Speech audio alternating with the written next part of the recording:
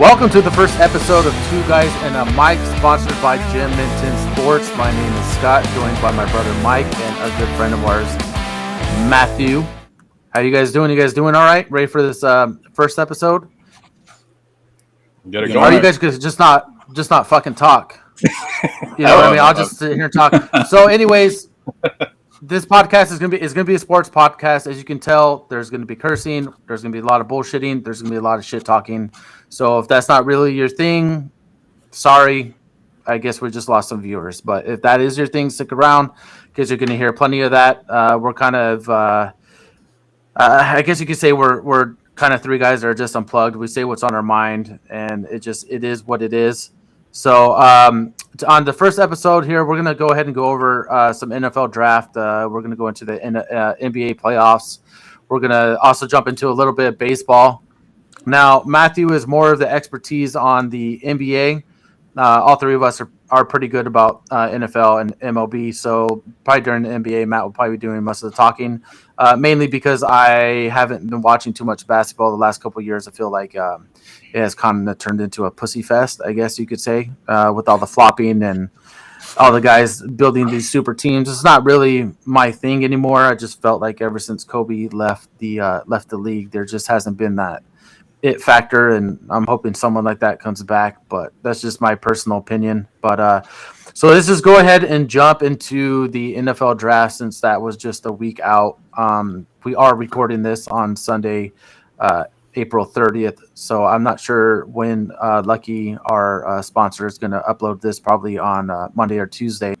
But so Matt, what do you think about the draft as a whole? What's your take on it? I thought it was good. At the top of the draft, I mean, we had a lot of shocks, a lot of trade ups. You know, the Detroit line, the trade up to 12 to acquire Gibbs, that was a little bit of a shocker. Didn't see that coming. But as far as overall, I mean, it was top heavy with quarterbacks and defensive players. We kind of knew like the first three quarterbacks, you know, even with the Richardson, we're gonna go pretty high. And Will Levis, I mean, who would have thought he'd fall out the first round? Nobody saw that coming. That was kind of a shocker. But hey, why you brought him up? I kind of actually want to go over him a little bit. I think the reason he fell out of the first round was due to, I guess, his personality, character issues, and I think he kind of proved that when he didn't show up day two. I thought that was a good chance for him to show that not being selected in the first round. I feel like he threw like a little kid fit. Does that make sense? Not showing up day two. Yeah. I don't agree with it. And you know, sure, in college you can get away with that stuff, but you're now and part of the NFL. You're a professional. You're gonna have to act like it. So just because you didn't get this is your career from here on out. So how you act that night can really pave the way for the rest of your career in the NFL. Yeah, and it's NFL draft. All eyes are on you, so you know that goes. Exactly, and that's the thing. And you want to start that off by showing, you know, some maturity. He should have shown up to day two and showed that, like, hey, you know what? And looked all these teams in the face, like, you know what? You guys didn't pick me. Now I'm coming after all you guys. So to me, him not showing up day two, it shows some of his characteristics, and I know that was some of the talk going around. He's kind of like, you know, who he kind of reminds me of Johnny Manziel a little bit. Yeah, you know. Yeah, I mean, I think he's a much better player than Johnny Manziel. Don't get me wrong. I'm not comparing them as far as like players, but when it comes to how you're acting, he's acting like he's owed something. You're not owed shit. Yeah, you haven't. Yeah. Congratulations. You know how many proven anything. You know how many college players come into the NFL and just get their ass kicked. Yeah, it happens all the time. You have to come into the NFL knowing that you are playing the best of the best, and you have to prove that you're one of the best of the best before you can get, like, you know, some attitude towards situations like that. So, just me, I'm not a big fan of how he acted. You know, I do wish him the best.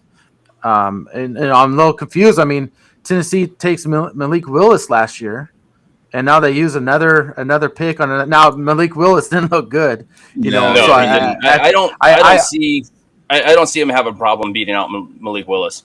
No, I don't either. But this is kind of one of those situations where it's like, you take a quarterback 1 year and you only give him a year to prove himself. Sometimes it takes guys a couple years. So to just already jump ship off of Malik Willis, I feel bad for the guy, but at the same time, NFL is cutthroat, especially at the quarterback position. So either you come out and you're ready to ball, or that type of situation. And to expand on the happens. Will Levis, like especially the year he had this past year, it wasn't like his 2021 season. I mean, this year he came up with 19 touchdowns, 10 interceptions. It wasn't that 24 touchdown with 12 interception year he had in 21. So it's like he lost his offensive coordinator. I understand that at Kentucky in this past year. So you don't put up that stat line from 2021 to show that you're ready to take that step to the NFL, which he could have came out last year, but he decided to come back and it is what it is. I don't know where he lost. He should have just came out last year and in a draft where he probably could have been drafted higher in the first round. And like you said, Scott, with the issues with the attitude and everything, I mean, I'm pretty sure that's what teams saw during the draft, and that's where he fell out the first round. Well, even you're saying him coming last year and being drafted higher. A lot of the analysts and everybody in their mock drafts had him going high. Yeah, nobody had him going second round. No, he was a top. It was like locked in top 5-7 pick. I mean, he had a phenomenal 2021, but for whatever reason decided to come back, and it didn't end up like 2021. That's one of those things. It's one of those things where it's like, what have you done for me lately? Yeah, Sure. Was 2021, is that the player that we're expecting, or is it the 2022? Is that the year, or is that the player that we're expecting? I don't know. That's tough to gauge, man. Yeah. Well, like you mentioned, he lost his offensive coordinator, correct? Yeah. Well, what's going to happen now? His first year in the NFL, it's a brand new offense. Yeah, is it going to do the same thing? Yeah, not just a coordinator. It's all new players, all new teammates. And let's be no real. No rapport with any of those players. Yeah, well, okay. What weapons does he have on offense? Oh, not many. I mean, Chig Okonkwo at tight end. I mean, it's not. Yeah. And this goes back to his character. All he's going to do is turn the ball, turn around and hand the ball off to Derrick Henry. Derrick Henry could be gone. Who knows? Yeah. Well, the rumor about him going to the Eagles that had come out earlier last week. Yeah, that's gone. There was I don't think it really ever any truth to that. No. Yeah, and man, dude, speaking about the Eagles, another team there, they killed the draft. I really like the Carter pick at 9. That was just. Oh yeah, that's. And then on top of that, Nolan Smith dropping down to 30. I thought that was a great pick at 30. And they lost a couple of defensive linemen over the offseason, and they went right back, and they're not even going to miss a beat on that defensive line. Actually, you can almost argue that defense this year will probably be exactly how it was last year, but I think in 2024 they could be even a better defense.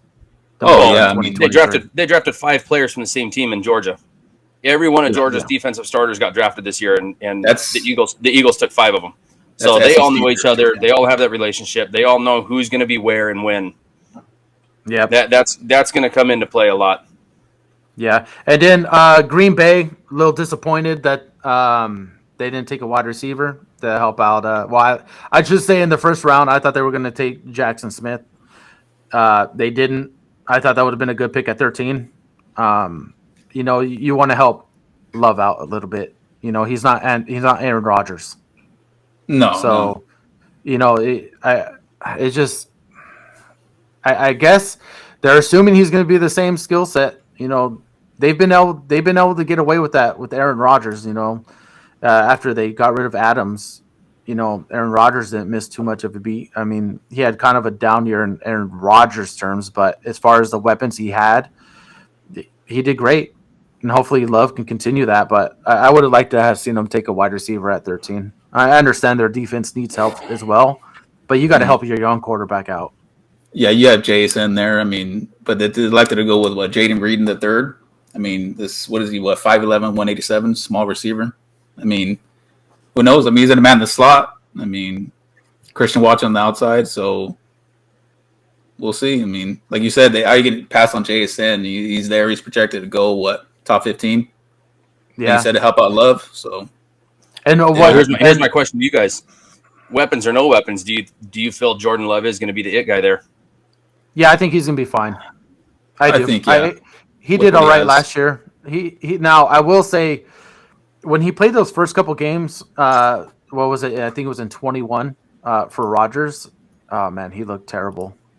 Oh, but he looked pretty good last year. You know, he looked all right. And this could be one of those situations where it's a guy that just needed a couple years to mature and show what he's got going on. So I don't know. What do you guys think about Rodgers to the Jets?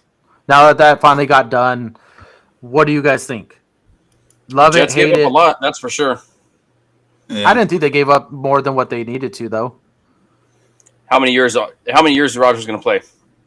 Well, I'd say two. It doesn't matter. Yeah, I get it. They're in a win now. They're in a win now. Mind frame right now. Yeah, I mean, this is probably arguably the best defense that Aaron Rodgers has had on his back. He's got some pretty good weapons. Hopefully, Breece Hall comes back sooner rather than later. He comes back healthy, looks good, and maybe makes a real nice push towards the end of the season with some fresh legs and helps them push into the playoffs. But I don't know. I was happy that the Jets landed the guy that they wanted because, man, they weren't going to get anything in the draft. That's for sure. No. That division is going to be a dogfight, though. Yeah, they weren't going nowhere with Zach Wilson. I mean, the trade for Rodgers, I mean, you pair him with Garrett Wilson, Alan Lazard, who he's rapport with in Green Bay. You give him a potential top 10 running back healthy with Breece Hall. I mean, I love the offense. Tyler Conklin at tight end. I love it, man. Yeah. Now, honestly, here's my question. Okay, good. Zach Wilson, do you keep him? Do you keep him, let him learn under Rodgers and hope when Rodgers retires, he's the guy? Or do you kind of look for like another quarterback maybe next year in the draft to kind of compete with Zach Wilson, I should say? I don't think Zach Wilson looked good either. He looked dog shit.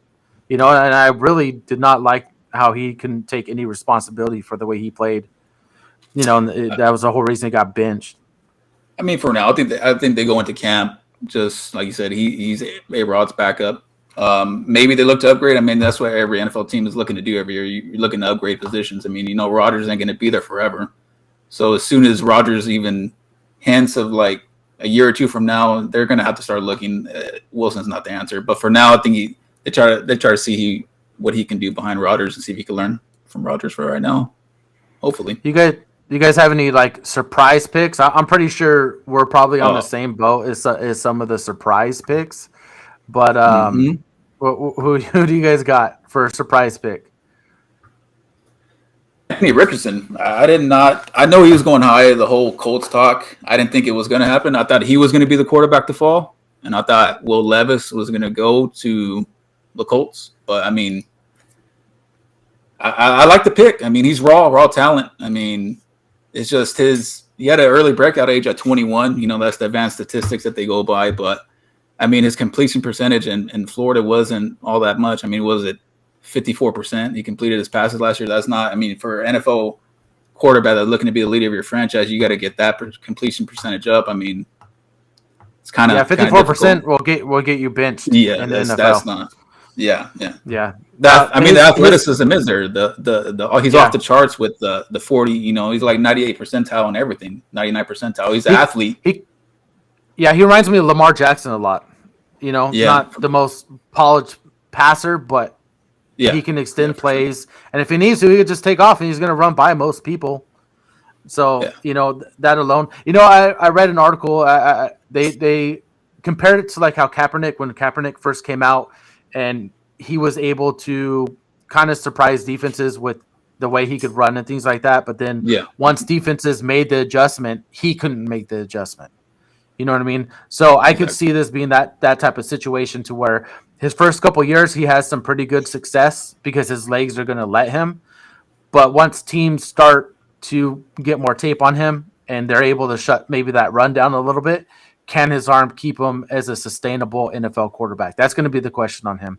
But Matt, I actually do agree with what you said. He was surprising for me with the Colts taking him at number 4. But Mike, you got one? I kind of got twofold. One was a surprise drop, which we've already touched on him with Will Levis falling into the second round. I don't think anybody had anticipated that. So I would say kind of disappointment on that side.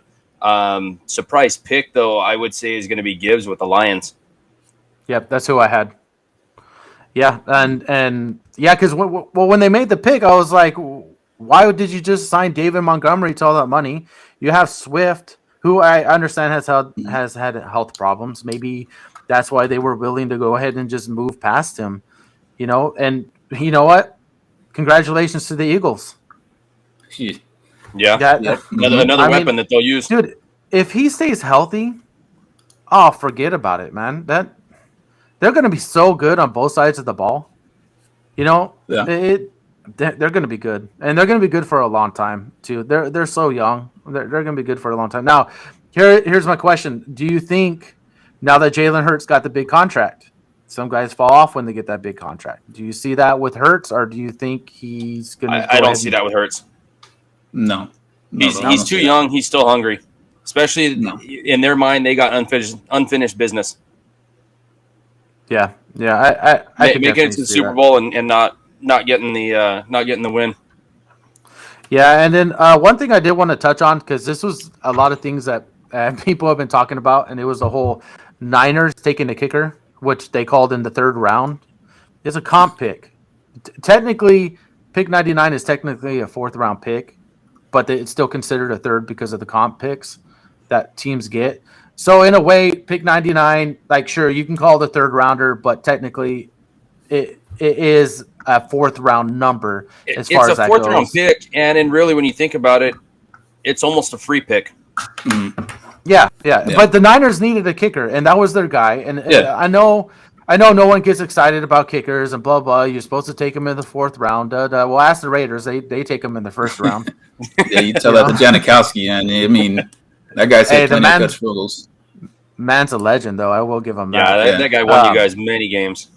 Mm-hmm. Yeah, but you know what? My whole thing is, there was no fourth round pick for the Niners.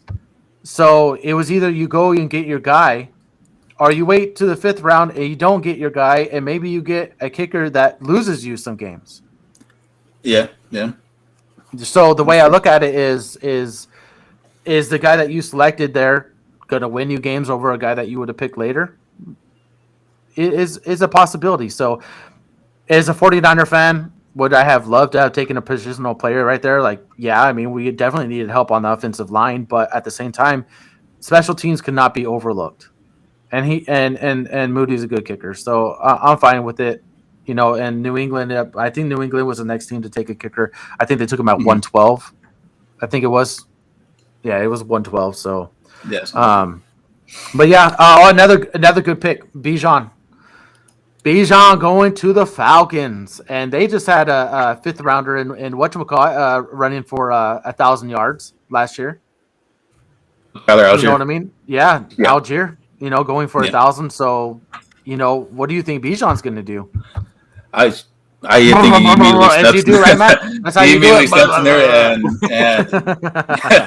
Bijan steps in there, and he's a fucking workhorse, man. I mean, I see 350 touches this year. I mean, sky's the limit.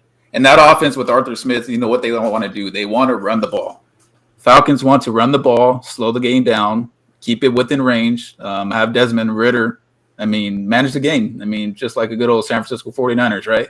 Manage the game, keep the game close, run the ball, do what you got to do, play defense. Their defense is not like the Niners, but, they got all these weapons. Kyle Pitts, you got Drake London, you got Bijan now. He has capable offense there for Ridder, so I like the pick. I know what they're trying to do. Yeah. Protect him. Yep, and I will say also a guy who won the draft, who was not involved in the draft, is Geno Smith. Oh, yes. Yeah. Yes. Yeah. He's got some guys to throw to now, And on top of that, that Seattle defense started getting it together a little bit last year. They were very young. They made some good picks this year.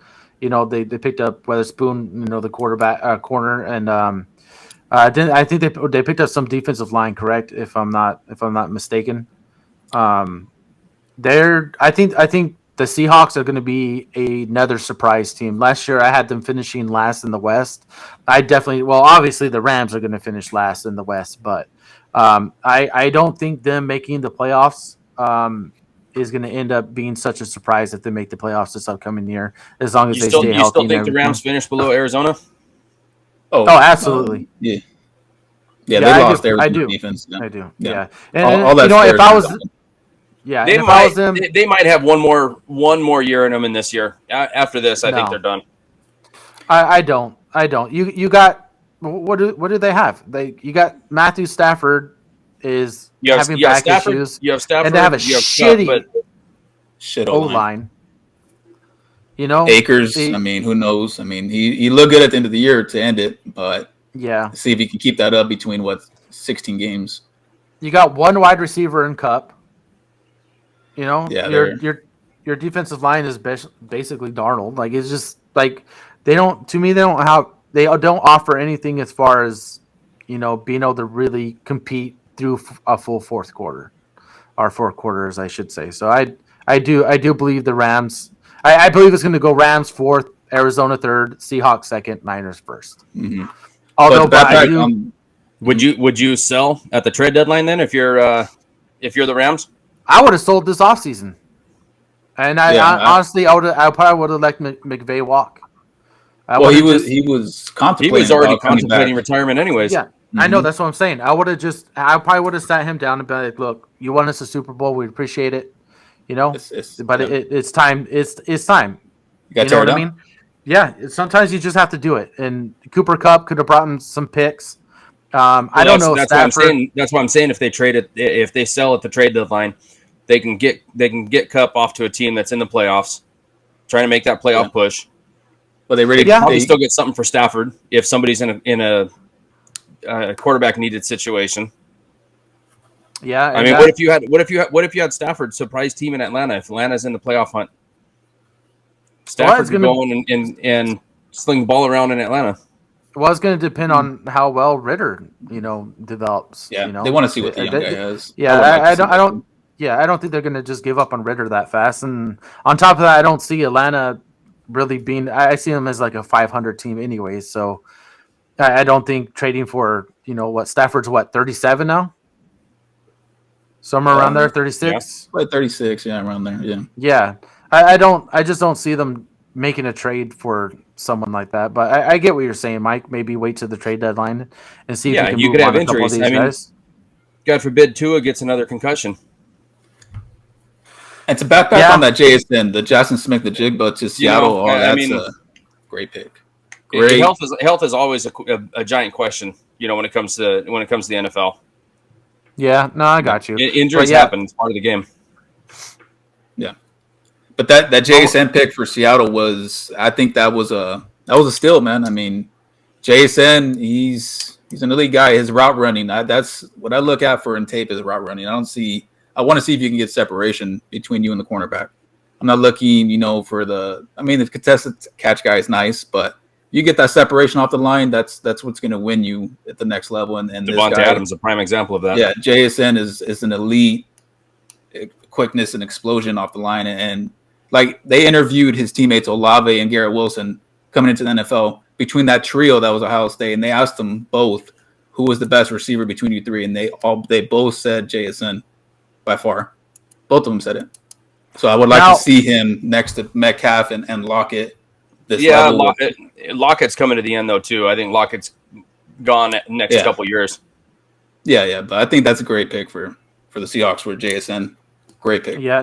Now so you have him. You got Quentin Johnson that went after that, Zay Flowers and Jordan Addison to Minnesota. I do like the Jordan Addison to Minnesota. They did. I like that one.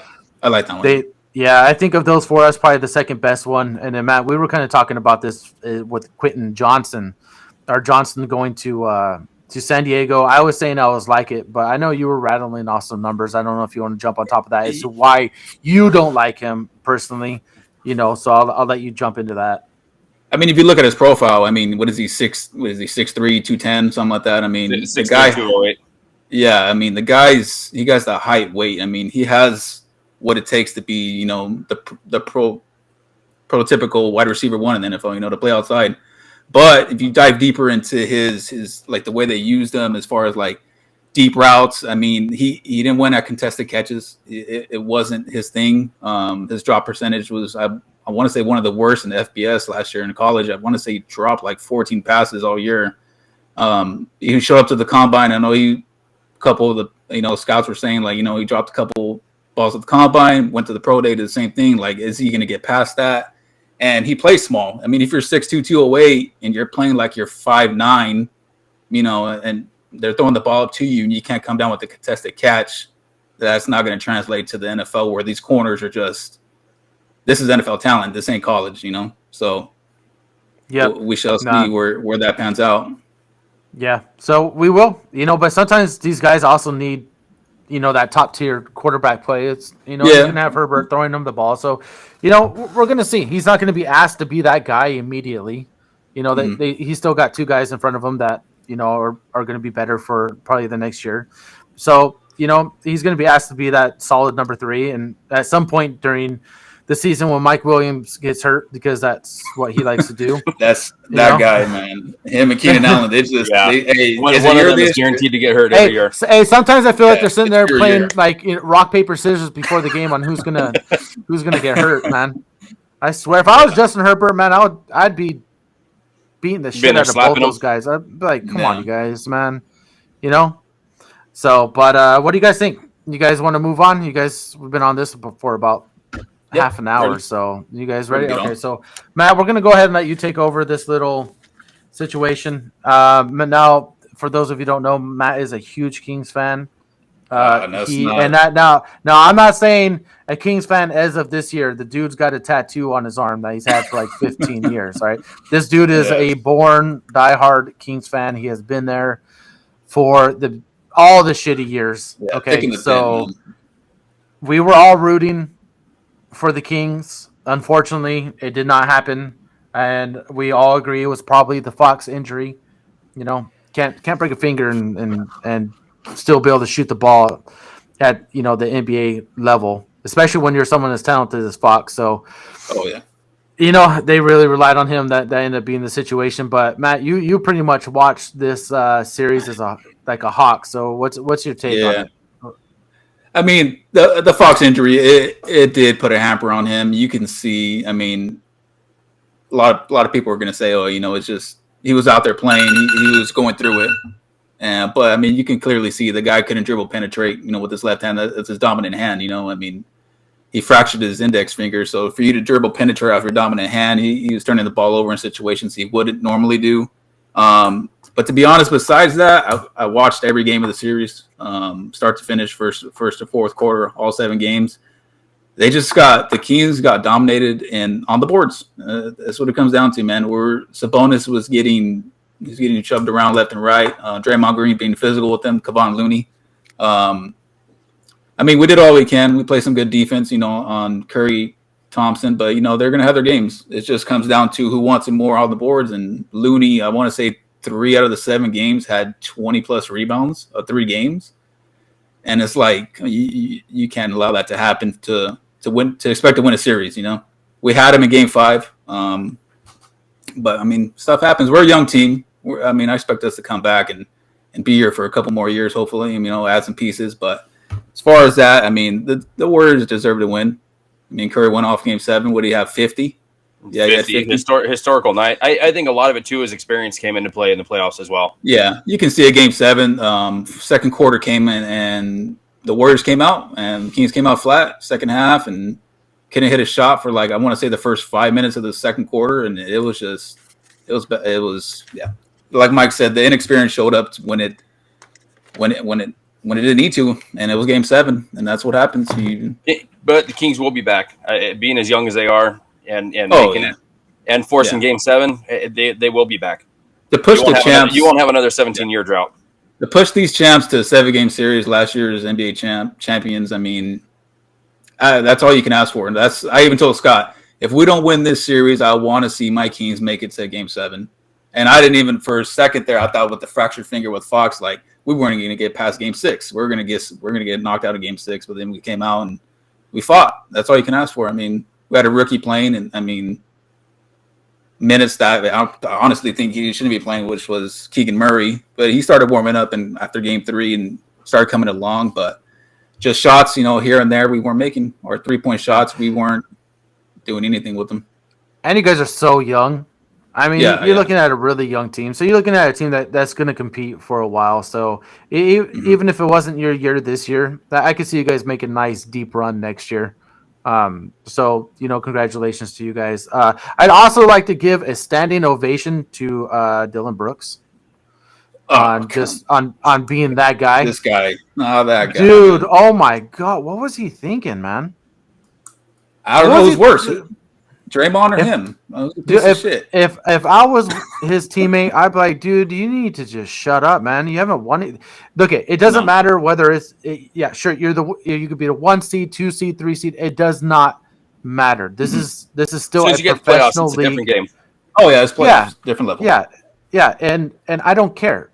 LeBron might be a little bit older, but he's still playing at a really high level. He's still doing good. AD's healthy. He's just a force down there on the boards. Like, it was just really stupid. And I will say it was nice to see LeBron come out the way he did and actually showed that like he has some fight in him. I feel like the last few years he's kind of gone away from that. So it was real nice to see that that he came out and he took that as motivation. He came out and he shoved it up Brooks' ass. And if I was a Lakers fan, I'd be super stoked right now. The best case scenario, you go and you beat the Grizzlies, the Kings lost, and now you go up against the 6 seed Warriors, who you can beat. And on top of that, the Warriors, like you said, that was a really physical series between the Kings and the Warriors. So how much do how much do the Warriors have when they're going to face right now with the Lakers? I feel it's like a best case situation for the Lakers, and they could honestly win this and move on to the champ. Which if you asked me like 2 weeks before the playoffs, and you asked me, hey, do you think the Lakers are going to go to the conference championship? I'd be like, no. What the hell are they even going to make the playoffs? You know what I mean? Me that, end of the season, I'm going to say they'd be lucky to make it past the play-in bracket. I didn't see this coming. Yeah, they stepped it up. They're stepping up. That's playoffs for you. Sometimes it's just that team that just gets hot, gels together. They have breaks, like what we just mentioned about the Kings losing. There's breaks in the brackets. They get a little bit easier of a to road to where they need to get to, and that's all you can hope for. Mm-hmm. So, congratulations to the Lakers. We'll see what they do. Another thing I want to talk about. Look at the road in the East. Look at the road in the East now. Yeah, how about you lost Milwaukee? And Jimmy Butler came in and just said, "This is our series." Mm-hmm. Yeah, and then Giannis, I thought he had a great. We actually talked about this before the podcast. I thought he had a great press conference. When he was asked if the year was a failure. And I liked his response. He says MJ played 15 years. He won 6 championships, where the other 9 years failures. No, they're lessons. They're roads to where you need to get to. Lumps in the road. And it happens. It happens. Again, like we mentioned, this is a professional league. It doesn't matter if you're the 1 seed playing the 8 seed. That 8 seed is still a team of professional players. They're still the best of the best, no matter what. You know what I mean? So you have to take them seriously. And it's just, Giannis gets hurt. He came out and they were ready to go. So it just comes down to that. And then, I have notes. So the Clippers. Oh. Clippers, Oh, man. Did you hear what the owner said about that whole situation? No, I did not catch that. No more of this sitting regular season game out bullshit. He didn't use those words, but he said no more of this taking regular season games off. And I couldn't agree with him more. You got these guys need to start playing. They play part of the season, they make the playoffs, and then they're not ready to go. You got to play the season. I'm sorry. Yeah. And for the Clippers to be missing their 2 best guys, and get embarrassed the way that they did, without those guys. It's just it's stupid. So I like that the owner came out and said, you know what, no more of this. We're going to be playing our games. And do you guys think they should move on from like Kawhi? What do you guys think? Move on, not move on, stay with them?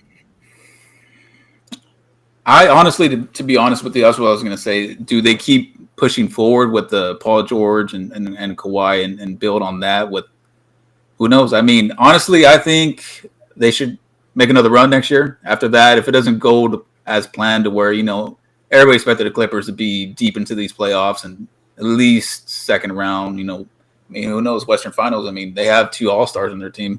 I mean, include Russell Westbrook too. He's not what he used to be, but. I think they should do one more year after next year. See what happens. If it doesn't pan out, I mean, just start back up. Yeah, you give it. You lost Kawhi for the series because they were labeling it as a knee sprain and it ended up being a torn meniscus. Yeah. So you lost one of your superstars right there, one of your main key factors of the team. Kawhi's the guy I built around, though.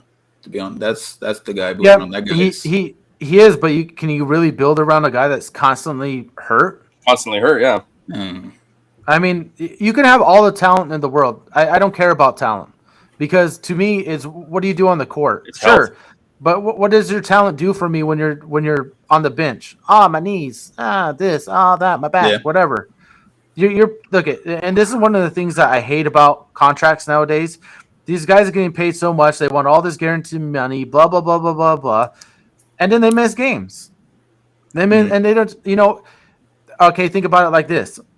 Regular people like us, if we were to miss that much work, what do you think would happen? Oh, we'd be out of a job. We're out of a job. That's what I'm saying.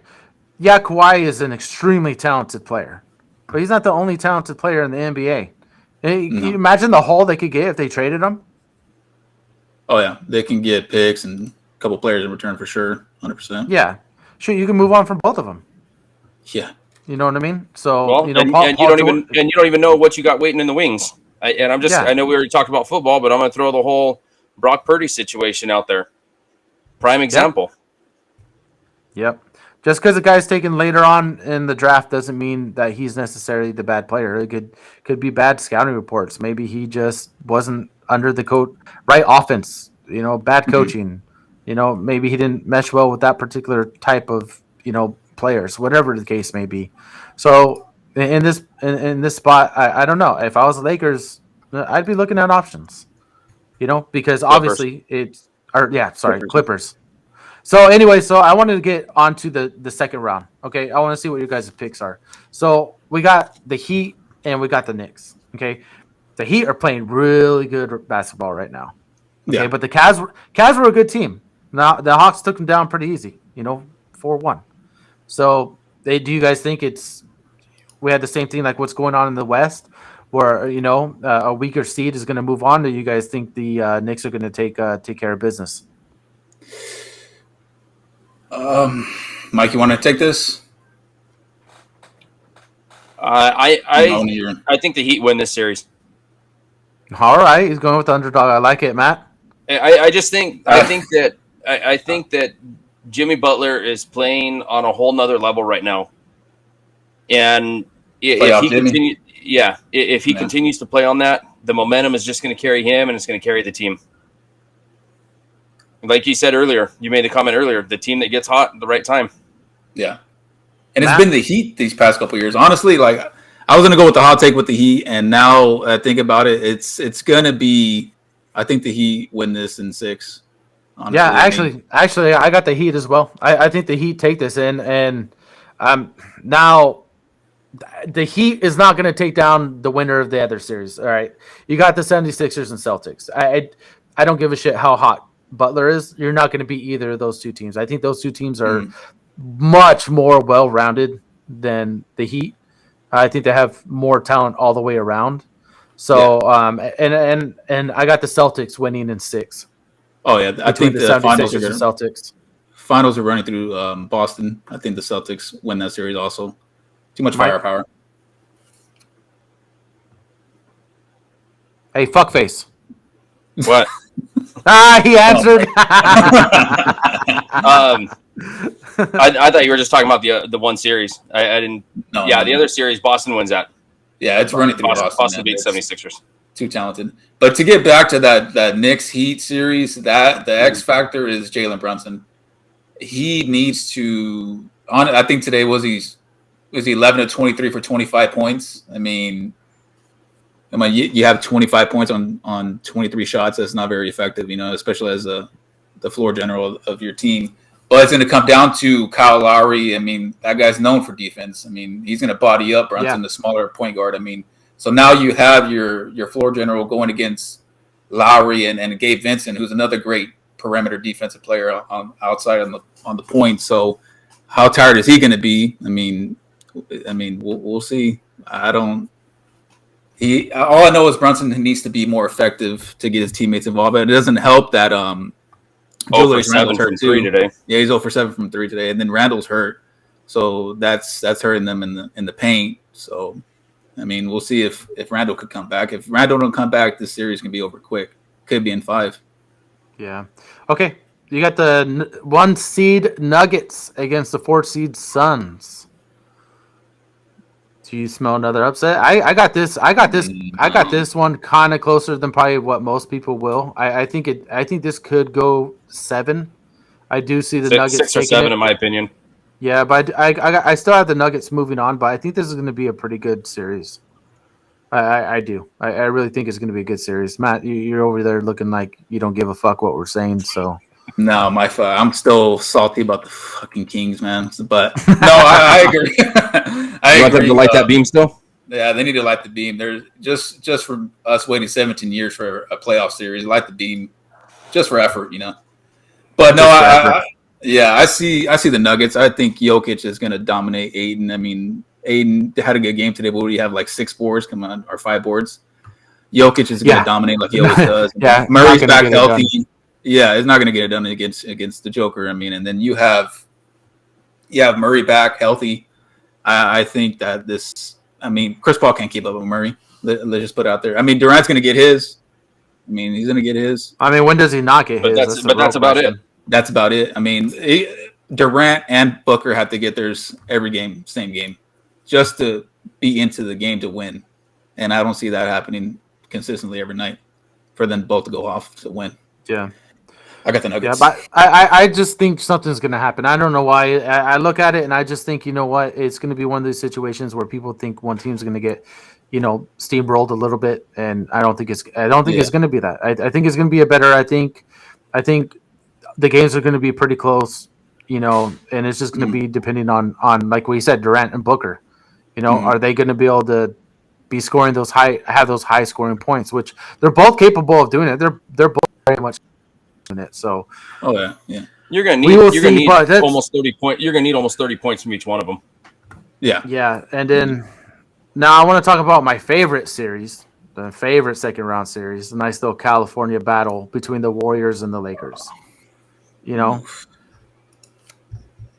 I don't know. I hate to say it, but because I think the way that the Kings and Warriors went at it. And I mean, they both had to give it like every little bit they had, and the way the Lakers just rolled the Grizzlies, like is that momentum? Yeah, is that momentum going to stay going? Like, are the Warriors going to be exhausted? Is LeBron going to still be playing with that chip on his shoulder that that he was given? I don't know. Is AD going to stay healthy? There's a lot of questions, but if LeBron, Lakers are be coming off 3 days rest on game 1. Yeah, Warriors are coming off 1 day rest. Yeah. No, and you're right. And I think that favors the Lakers. LeBron at this age, what is he, 38? Rest is his best friend. I mean, he's going to come in and he's going to be full. Like I was telling Scott and a couple people about the Kings Warriors series. I was just looking.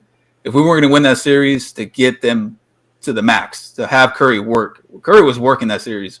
He was chasing around Fox and Malik Monk and even on offense, working for a shot. I mean, it went 7, and now they come into the series, I think, a little, they're a little older. They're not young like they used to be, Curry, Draymond, Thompson. We shall see. But After what I felt, I'm going with the Lakers. I'm not a Laker fan. I'm a Kings fan. I hate the Lakers, but I'm going to go with the Lakers. I don't want to see Golden State keep advancing after they took out my Kings. I'm a little salty right now, so I'm going with the Lakers. It's right. I felt the same way when the Eagles beat the Niners. I hope they get dominated in the freaking either team that comes out of this series though, losing to Denver. I would maybe. Yeah, we'll see. But Denver's got to win first. Yeah, that's going to be a good series too. Yeah, but all right, let's move on to baseball, guys. That's enough. We'll go a little bit deeper into this next week. But so with baseball, I have some notes here. So with baseball, we're not gonna get too deep into just because we're already 45 minutes into this. So what I do want to talk about though is some over under. I want to make some I guess some predictions going on right now. Okay, so right now, biggest surprise team, obviously, and I think this is the same for most people, is going to be the Pirates at 20-9. 20-8. No, they lost today. Yeah, they lost today. Yeah, they lost today. 7-2. They're 20-9. Don't you ever fucking correct me again. Anyways, so anyways, with the Pirates, okay, do they continue this? Do you guys have them over or under 100 wins? Under. Yeah, I'm gonna go under. Because I'm gonna write this down, and we're gonna revisit this at the end of the season. Okay. Yeah. So Mike is going under. And Matt, you're going over? No, I'm going under. I say they win. You're going 88. Under? Yeah, I got 88 for them. You got 88 wins? Okay. Yeah. I am going to say they're going to get exactly 100 wins. St. Louis is not playing very good. Milwaukee always seems to kind of be Milwaukee. They're like, you know what? Milwaukee is the Mets of the NL Central. Yeah, they always seem to start in there and then fall apart at the end. Yeah, and that's going to play into the Pirates' hand. You know, the Pirates are one of the best pitching teams right now in MLB, and if they can keep that up, it's not going to matter. They're going to do great. And pitching right now with all the new rules, some pitchers were able to adapt, some pitchers were not able to. It looks like the Pirates have been able to. Andrew McCutchen's looked pretty good this year. He's looked like the old Andrew McCutchen. I think that was a big move for the young guys in the organization, bringing a vet back to Pittsburgh. Yep. Mm-hmm. Yeah, and he was always loved, even after he left. He was still loved. Now, another team. It's not a surprise, but as far as what their record shows, Tampa Bay right now is 23-6. Okay. Over under 105 wins. I'm going to say under. Under? Mike says under. Can I give him 105? You can give him exactly 105. You can take the even. Yeah, I'm gonna go with the even. It's just Wander Franco looks like he's developing into that star everybody thought he was going to be. I didn't think it was going to be this fast. Well, you got Randy Rosareno over there batting 342 or something like that. Yeah. I am actually going to say under 100 wins. Yeah, I was going to say under 100. You have a lot of teams in that division that haven't figured it out yet. No, they look at the Yankees. Yankees are in last in that division right now. Yeah, I don't know about the Yankees. Look at their schedule. Look at Tampa Bay's schedule. If you guys go and look at Tampa Bay's schedule, they have a pretty soft schedule so far to start the season. Okay, what's going to determine how well they do is how they play against the rest of their division. Everyone in that division has a winning record right now. Okay, it's the best division in baseball as far as wins, losses, all that stuff goes. So to me, it's going to come down to how well do they play in their division. And another thing is going to be, do they stay healthy? Darn it. I can't believe I forgot his name. They already lost a starting pitcher. He's having Tommy John surgery. Oh. I cannot believe I forgot his name. Gosh darn it, dude. I was just going to say that's the reason why they're so great right now. That pitching, I watched a couple of games. That pitching staff it's amazing. It was a good pitching staff. And who went down for the year? I cannot believe I forgot the name, but yeah, they lost. He's actually already been out for a couple of weeks. It happened, I think, in his third start. I don't know why I can't remember his name, but they lost him. He was going to be a big piece of their staff, but I have Tampa Bay winning that division, but I do believe that it's going to get a lot tighter than what it is right now. I have them right around 98 wins, I think.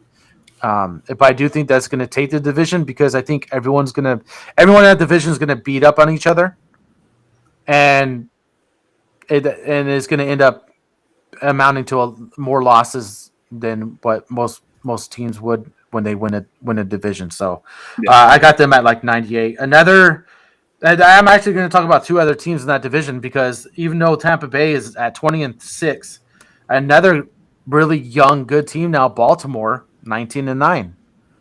I think they keep it up, and I think them and the Jays are going to be right on the heels of Tampa Bay when it comes to the end of the year. And I think we could see just like how it was last year in the NL East. I think we could see three teams making the playoffs out of the AL West, so our AL East. So Baltimore, do you guys have over or under 100 wins? Then they're 19-9 right now. I'm going under 100. Well, like you said, it's going to be tight race for that division. So I'm gonna go under. Mike, yeah, I'm gonna go under as well. I'm looking right now. They're 19-9. They've scored 147 runs and given up 122. So they've given up a pretty good amount of runs, though. You compare that to Tampa Bay. Tampa Bay's scored 195 and they've only given up 92. So you're already be up 100 run differential is crazy. Yeah, you're talking about there's 30 run difference there between allowed between Baltimore and Tampa Bay. That's a huge difference. Yeah. And hold on one second, Scotty. Before we go on to the next, your next team or whatever, what do you think about the Yankees? I don't think they. You think they? I didn't expect them to do anything this year, anyways. If you listen to the other. No, where they're at. I think they are what they are right now. I think they're going to hover. I think they maybe finish 10 games over 500. They're the type of team that like they are. Payroll? They've always been yeah. It happens, man. It happens. This is what happens.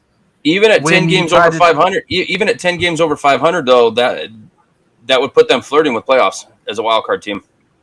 But paying all that money for a wild card spot, you're not looking for a wild card spot. You're looking for a division title, man. I mean, that's not. But they're already looking up at three teams that are just doing great, and they're young, they're good, they're ready to go. Last year New York did so good because of Aaron Judge had a monster year. He wins MVP, breaks the home run record, driving in runs, and he stayed healthy. That was another thing. He stayed healthy for the whole year. Him and Stanton. You know what I mean?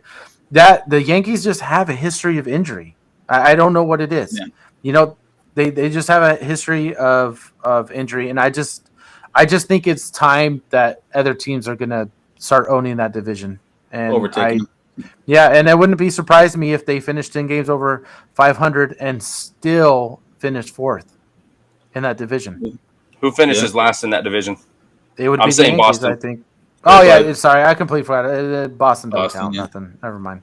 Yeah, no, I didn't mean last. I meant fourth, but you guys know what I mean. But so you guys, as far as Baltimore goes, we got that now. Another team in that division. You got Toronto, 18-10. You know what I mean? Are they going to be over 100 wins or not? No. I got them actually winning the division at 100 wins even. I think it's going to go 100 wins to Toronto. I think we're going to see Tampa Bay win about 98 games, and then I actually see Baltimore falling off a little bit around 88 wins. Is maybe 88 to 90 wins is what I got for them. I like them as a team, man. Bo Bichette, Vlad Jr. I mean, I like what they got. Oh yeah. No, they got a really solid team. It's just you guys. So both of you guys got them under 100. Yeah, I got them under. Yeah, I got them raised. I don't know why. I'm going with the hot team. I'm going even. Yeah, like I said, to me, if the Rays can come up and continue the same success in division, then forget it. It's a done deal. But I got to see it before I believe it. And as of right now, I do believe Tampa Bay has had a pretty soft schedule. So let's see what happens when they start playing teams over 500, and let's see how they continue to do against them. Now, although I believe they're playing Houston right now, aren't they? Or am I wrong? I think they're actually playing Houston right now, who's actually right at 500. They're right at 500, but I got them at even. So last team. We're going to go ahead and talk about the Braves. All three of us, as you can tell by the hats, we are all Braves fans. Braves over 100, over or under 100 wins. They're sitting at 18-9 right now.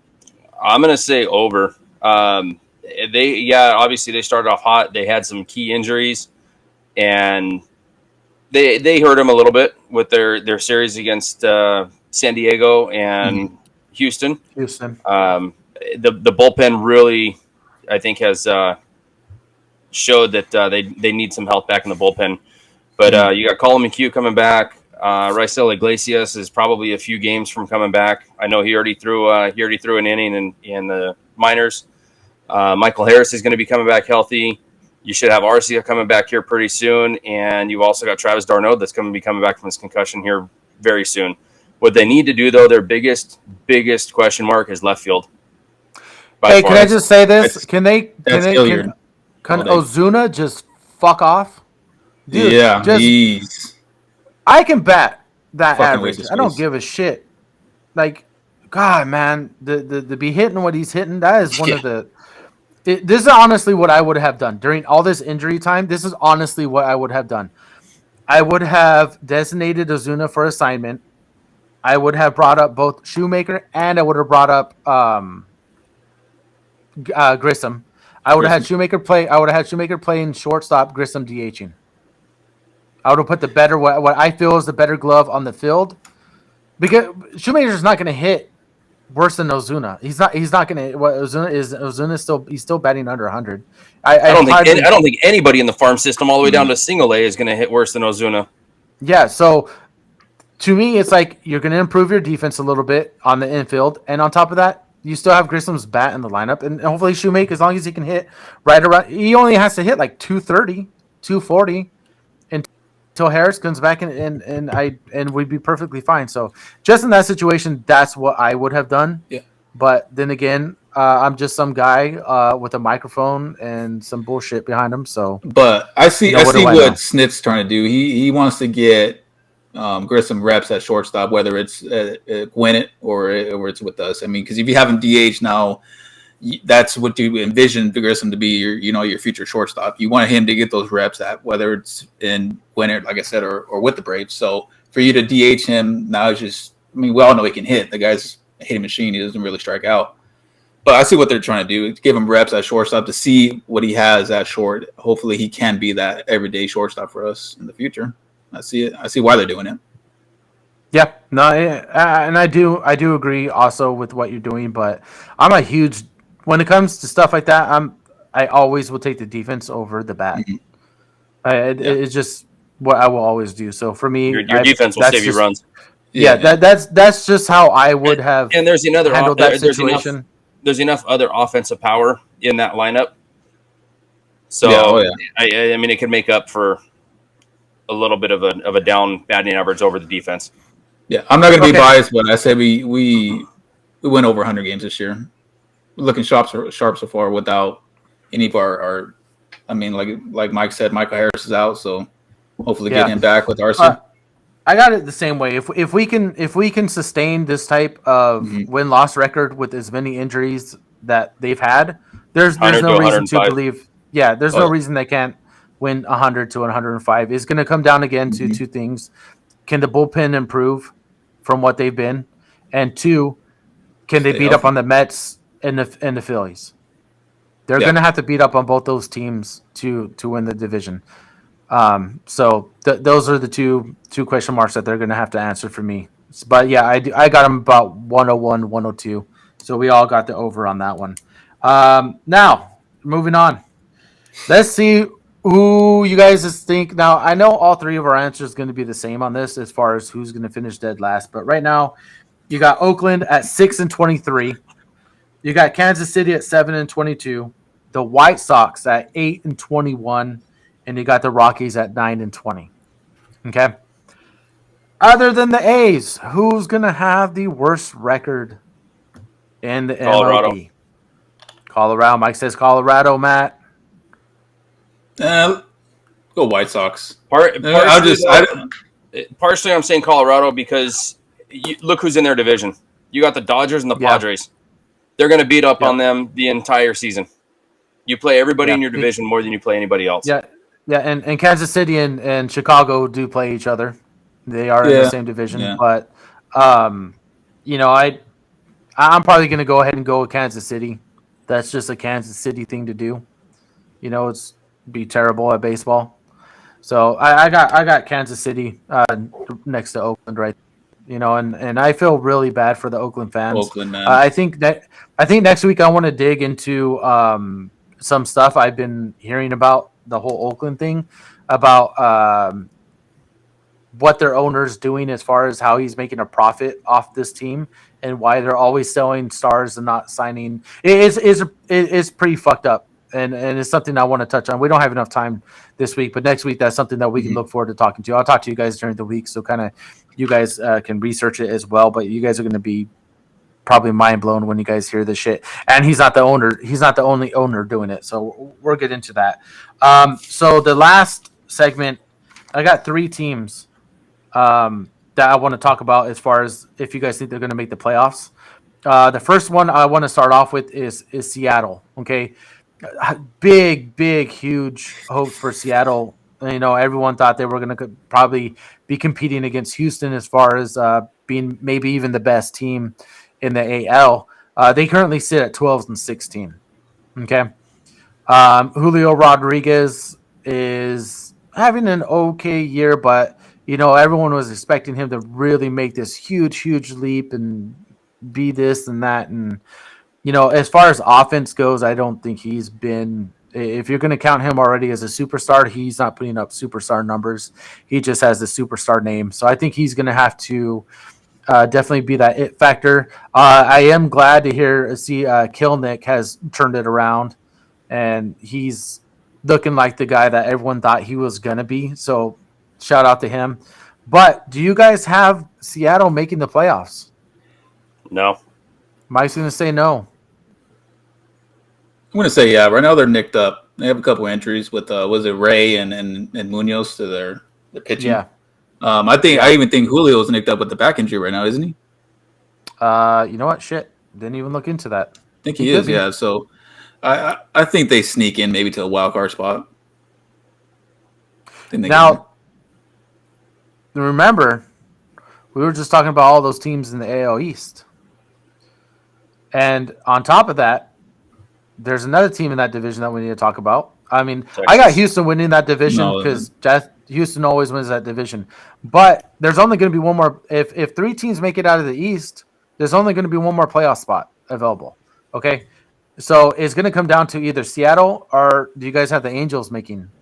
Which one? Seattle or the Mariners or the Angels? Which one's going to make the playoffs? Then? You had Houston or you had the Rangers winning that division? Ooh. I have Houston. You know what? I forgot. Actually, the Rangers are doing really good this year, too. Rangers are in first in that division right now, 17-11. I know. It's just I'm so used to Houston always dominating. I still think Houston's going to end up winning that division. DeGrom's hurt right now. I don't know if that's going to end up being a real serious injury or if he's only going to miss a few starts. They lose DeGrom, they're in trouble. He's on the IL right now. 15 days. Yeah, so you got the Rangers, you got the Astros. Obviously, I don't see the Astros missing the playoffs. They're just way too good of a team. So, who you guys got? Seattle or the Angels? Okay, and I'll even throw the Rangers. Mariners, Angels, Rangers. Which one of those 3 teams is making the playoffs? Rangers. Because it's probably going to come down to only one of those teams that can make it. I'll go Rangers. I think it depends on the long-term issue with DeGrom. Mm-hmm. Okay. Is DeGrom out? Does he go on 60-day DL? Is he out? Is it a season-ending injury? Is it something major? Yeah, because he's had arm problems before. So. Yeah, I think a lot of that plays into it. Yeah, and Trout with the Angels, he had all that back issue last year. They said that that's something that's not going to go away. It's like kind of like a permanent, injury is going to stay like that. Pain so tolerance. yeah, so it's like, is he going to make it the whole year? And not only that, the Shohei. I mean, the Shohei train. Yeah, but they said they're not going to trade him. If they're not in the playoff hunt, they need to trade him at the deadline and at least get something for him. Because they're delirious. He's gone at the end of the year, and they lost him for nothing. Yeah, they're delirious to think that they're going to re-sign him. They're not. No, they're not. They're not. But if they're in playoff contention, can you even let him go? I mean, no. If they're in the playoff contention, they have to hold on to him. Yeah, I tell you what, if they're not, and that trade deadline is coming up, that's going to be a distraction, 100% before the All-Star break, or even after the All-Star break. It's going to be a distraction. But if I was the Angels, if I'm trading Shohei, I'm trading Trout too. And you go full rebuild, tear it down. Yeah. I understand those two guys are the only reason that people buy tickets to Angels games. But at some point, just if you're going to move on from one, just move on from both. Move on from both. Look, this is what I would do. I would send Shohei to the Dodgers. They have the cap and they have the prospects to send you back in trade. And I would also send Trout to the Yankees because it's the same thing. It's another high market where they can afford a huge contract and they have the prospects to give you back in return. Yeah. If you can send those. Well, if you can send those two guys off and get like 6 or 7 really, really, really good prospects, how can you not do it? How can you not? You have a solid base for a rebuild right there. Yep, exactly. And you may not sell tickets for. Where does he go? Dodgers. LA. I think the Dodgers. You think he goes to the Dodgers regardless? Look, he's from another country. He gets to stay in LA. They're a big market team. It doesn't matter. I think he stays in the LA area, and I think the Dodgers. If you look at the Dodgers, look at all the cap space that they just created. They let Bellinger walk. They let Trey Turner walk. They don't have they have the money. They're going to have the money to sign Shohei. You got Kershaw. Yeah, Kershaw's still pitching really good, but he's starting to get a little bit older. So I think he goes luxury tax at the end of the day. And we know there's 2 teams that love to pay that: the Yankees and the Dodgers.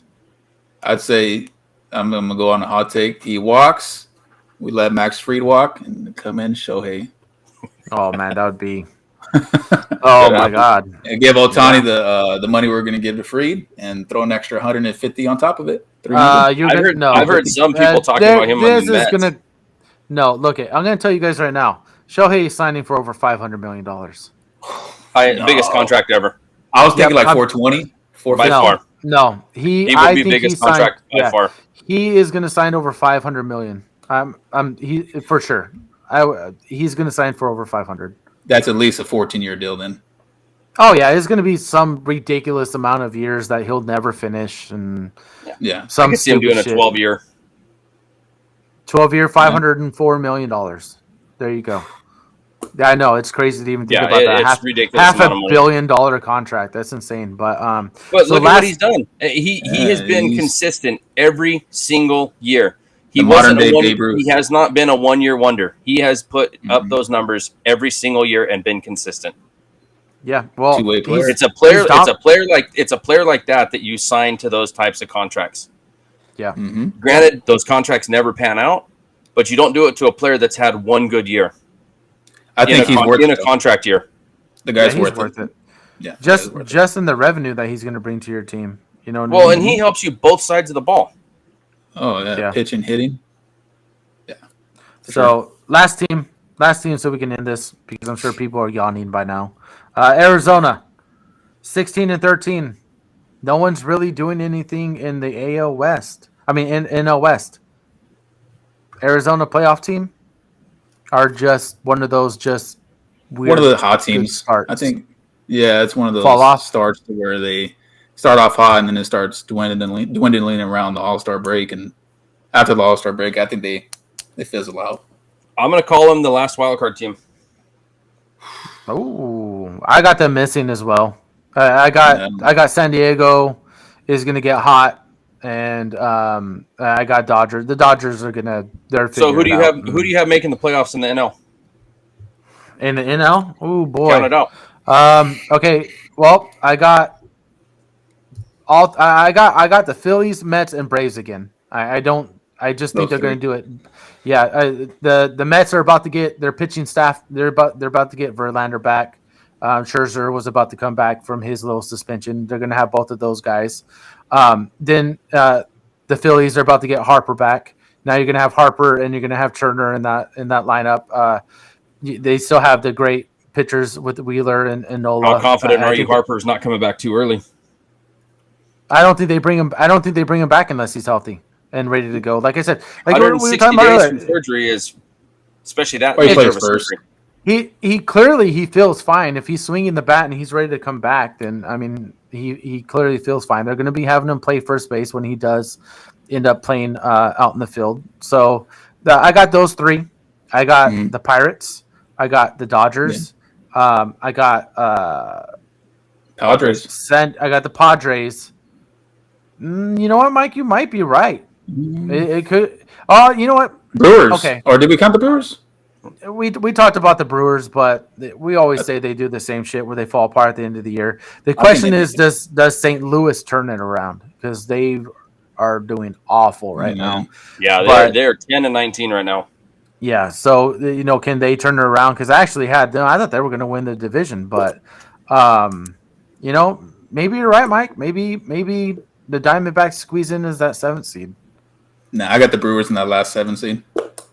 Okay. They make I think the Brewers make the playoffs. Okay.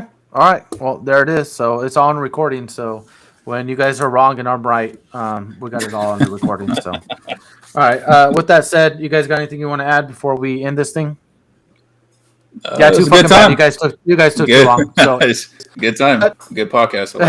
We're gonna be recording this every Sunday. I think next week we're gonna start probably going live. We just didn't want to do it for the first one. I know these guys wanted to kind of get their feet wet a little bit before we start going live. So hopefully, if this is something that you enjoyed, we will schedule time on Sunday.